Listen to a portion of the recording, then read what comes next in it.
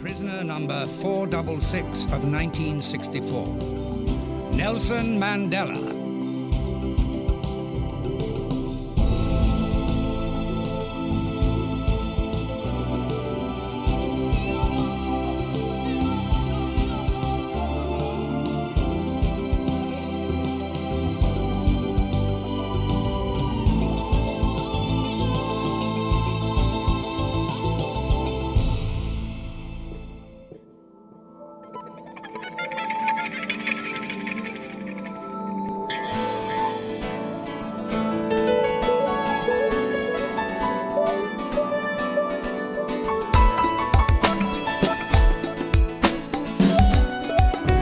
I think one of the most important things about the program is that while it centers around Nelson Mandela, it doesn't go out to make people exposed to it clones of Nelson Mandela.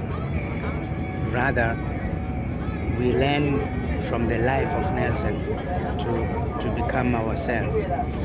So the idea is not to become him, but to learn from the lessons of his own life, how we might tap into our own leadership capacity.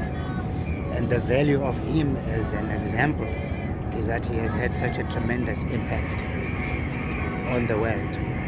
But he himself, more than most of us, is very averse to the idea of being worshipped.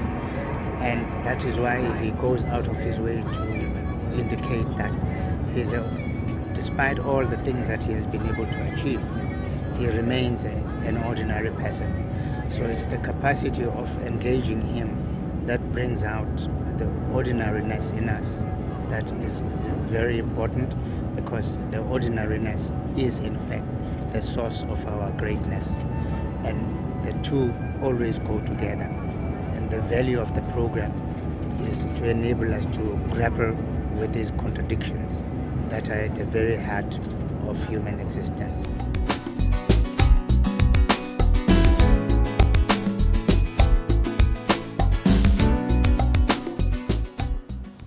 At that time, the media, that is in the 60s, early 60s, the media was prohibited from writing anything about prisoners or prisons.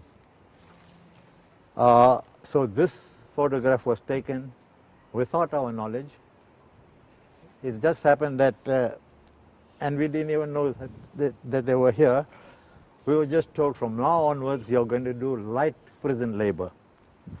So they took away our hammers, gave us old prison clothing to mend, and we subsequently learned that hardly has the photographers left the island, back came the hammers.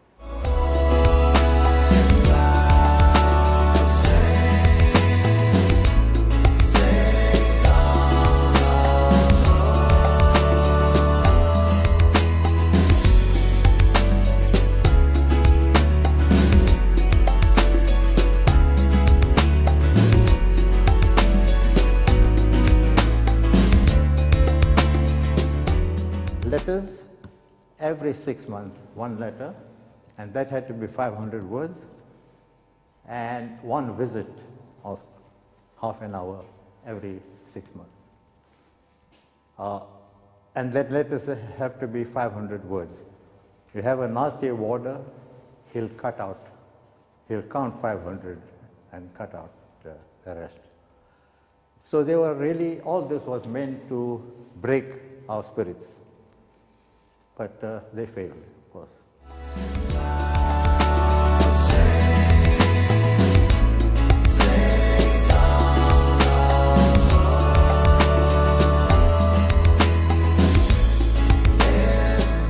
One of the things Madiba had said, and our leadership, we are now in prisoners.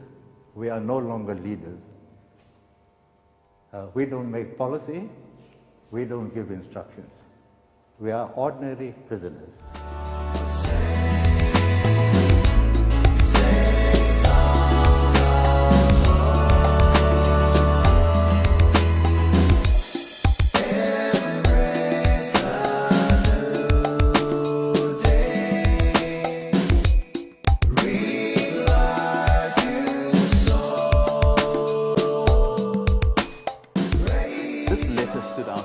It's a letter that Madiba wrote to Winnie in Kroonstad prison, dated 1st of February 1975. And I'll read extracts from it. And he says,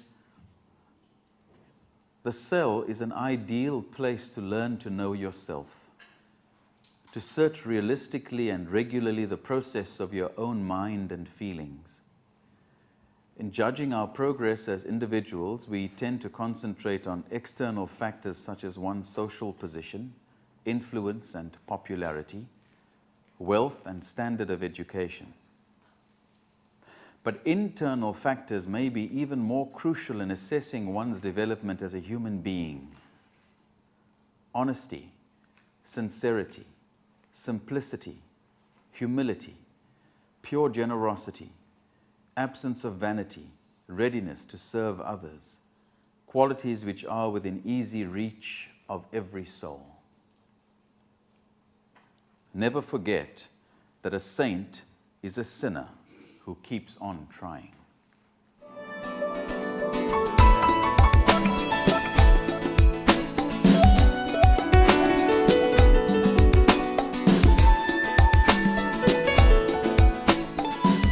We are reminded that Madiba serves only as a catalyst to perhaps stimulate further thought and greater engagement.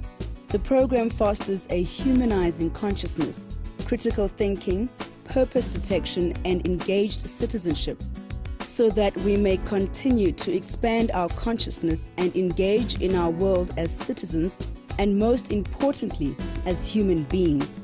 What is most significant is that we choose to discover, nurture, and actively develop our champion within. Make every day a Mandela Day. Nelson Mandela, the champion within. 1 million youth and 100,000 leaders by 2020. A program of social engagement for a nation of champions. And as Madiba says, let's recommit to work towards our common goal, a nation where all of us are winners. All of us have shelter, food, and education. Let's build a nation of champions.